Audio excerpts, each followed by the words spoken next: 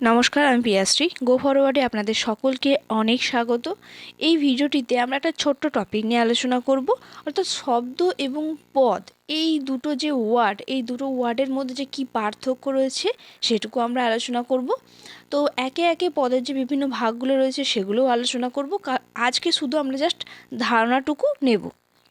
তো আপনারা যদি আমার ভিডিওটির পিডিএফ সংগ্রহ করতে চান তাহলে গো ফরওয়ার্ডের টেলিগ্রাম চ্যানেলে জয়েন হয়ে যেতে পারেন। চ্যানেলে যদি প্রথম হন তো চ্যানেলটিকে লাইক করে সাবস্ক্রাইব করে রাখতে পারেন, যাতে এই চ্যানেলের অন্যান্য ভিডিওগুলো বা পরবর্তী যে ভিডিওগুলো আসতে চলেছে সেগুলো যেন আপনারা দেখতে পান।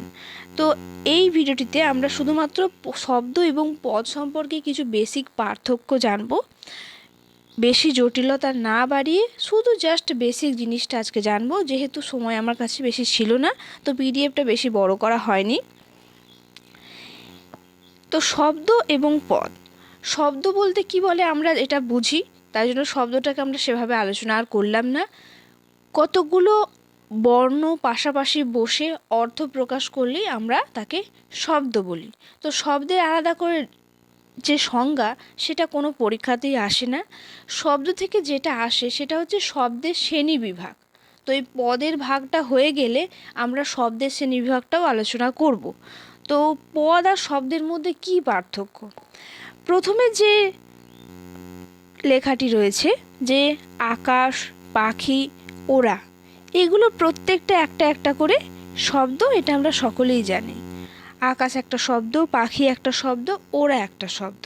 তার পরের লাইনটা দেখুন যে আকাশে পাখি ওড়ে। ওপরে যে শব্দগুলো রয়েছে সেই শব্দগুলোকে ব্যবহার করেই একটা বাক্য গঠন করা হয়েছে। কিন্তু এখানে কি পার্থক্য রয়েছে? এখানে দেখুন আকাশের সাথে একটা বিভক্তি যুক্ত হয়েছে, একার।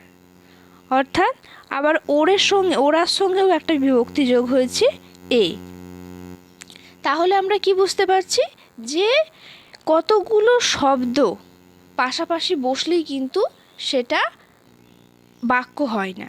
তো বাক্য হওয়ার জন্য শব্দগুলোর সাথে বিভক্তি যোগ করতে হয়।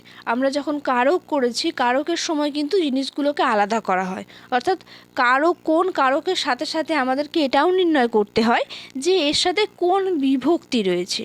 আর যখন কোনো শব্দের সঙ্গে কোনো রকম বিভক্তি যোগ থাকে না তখন আমরা কি বলি যে শূন্য বিভক্তি, তখন আমরা বলি শূন্য বিভক্তি। এইটুকু যদি আমাদের বোঝা যায় তাহলে কিন্তু শব্দ এবং পদের ধারণা সম্পর্কে আমাদের একটা পরিষ্কার ধারণা আসবে। অর্থাৎ শব্দের সাথে, তাহলে পদ কাকে বলে? শব্দের সাথে বিভক্তি যুক্ত হলে তাকে পদ বলে। আমরা যেরকম ছোটোবেলায় পড়েছিলাম যে সব খারই ক্ষারক কিন্তু সব ক্ষারকই ক্ষার নয়, ঠিক সেইভাবে যদি আমরা বুঝতে চাই তাহলে সব পদই শব্দ কিন্তু সব শব্দই পদ নয়। অর্থাৎ পদ হতে গেলে শব্দের সাথে বিভক্তি যুক্ত হয়। তারপরের যদি লাইনটা দেখি তাহলে কিন্তু জিনিসটা আমাদের আরও স্পষ্ট হবে যে বাক্যে ব্যবহৃত বিভক্তি যুক্ত শব্দই হলো পদ। অর্থাৎ যে শব্দটা বাক্যে ব্যবহার করা হয় সেটাই সবসময় আমাদের পদ হবে। তাহলে শব্দ এবং পদের মধ্যে এটাই পার্থক্য। শব্দের সাথে বিভক্তি থাকবে না, আর শব্দ কিন্তু সবসময় ডাইরেক্ট বাক্যে ব্যবহার করা যায় না, তাই জন্য কিন্তু আমাদের পদের প্রয়োজন হয়।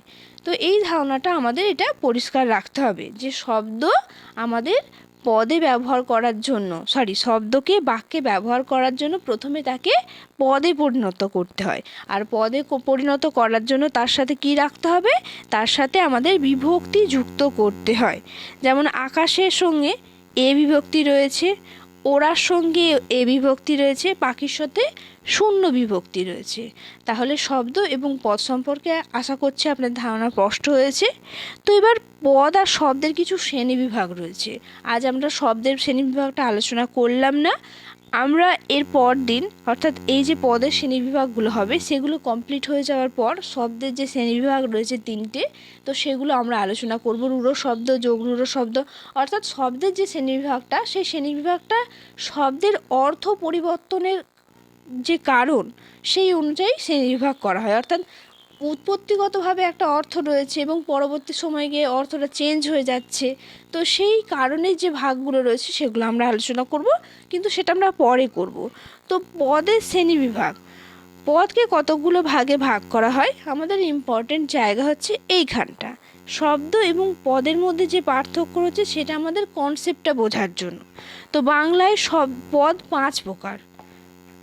প্রথম হচ্ছে বিশেষ্য পদ বা নাউন যাকে আমরা বলে থাকি। 2 নাম্বার হচ্ছে বিশেষণ পদ। 3 নাম্বার হচ্ছে সর্বনাম পদ। 4 হচ্ছে অব্যয়। আর 5 হচ্ছে ক্রিয়াপদ। তো এখান থেকেই আমাদের কিন্তু কোয়েশ্চেন আসবে, একদম ভেরি ভেরি ইম্পর্টেন্ট জায়গা এটা। তাই জন্য আমরা আজ এখানে সব আলোচনা করলাম না। এবার আস্তে আস্তে আমরা বিশেষ্য, বিশেষণ, সর্বনাম, অব্যয় এবং ক্রিয়াপদের এই যে পার্টগুলো রয়েছে এগুলো আমরা একদম পার্টে পার্টে ছোট ছোট ভিডিওতে আলোচনা করব। তার মেন কারণ হচ্ছে যেহেতু আমাদের কাছে অনেক সময় রয়েছে, তাই জন্য আমরা কিন্তু একদম কনসেপ্ট ওয়াইজ চলবো।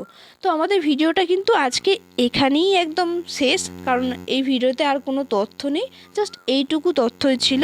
ভিডিওটা কেমন লাগলো, ছোট্ট ভিডিওটা, আপনারা কিন্তু আমাকে লাইক কমেন্ট করে জানাতে ভুলবেন না। চ্যানেলে নতুন হলে চ্যানেলটিকে সাবস্ক্রাইব করে রাখুন। আর বাংলা ব্যাকরণের পুরো সিলেবাস কিন্তু আমরা কভার করব, আমরা একসাথে জিনিসগুলো নিয়ে আলোচনা করব। আর তার সাথে সাথে যেহেতু বললাম আগের দিন আমি আলোচনা করেছি যে শিশু মনস্তত্ত্ব এবং পেডাগজির যে প্রিভিয়াস ইয়ার কোয়েশ্চেনগুলো রয়েছে সেগুলো আমরা ধরে ধরে আলোচনা করব। তাহলে বাংলা ব্যাকরণ আর যেহেতু শিশু মনস্তত্ত্ব এবং পেডাগজির একটা কমপ্লিট সিরিজ আলোচনা হয়ে গেছে, তো আপনারা আগের ভিডিওগুলো দেখতে পারেন। আর কোয়েশ্চেনগুলো আমরা যেগুলো আলোচনা করব সেগুলো দেখে নিতে পারেন। তাহলে মোটামুটি সারা বছর ধরে আমাদের একটা টোটাল রিভিশন প্লাস প্র্যাকটিস চলবে। তো প্রথম থেকে শেষ পর্যন্ত ভিডিওটি দেখার জন্য আপনাদের সকলকে ধন্যবাদ। নমস্কার। আজ এতটুকুই, অপেক্ষা করুন পরের ভিডিওর জন্য। খুব তাড়াতাড়ি আমরা আসছি। নমস্কার, আজ এতটুকুই।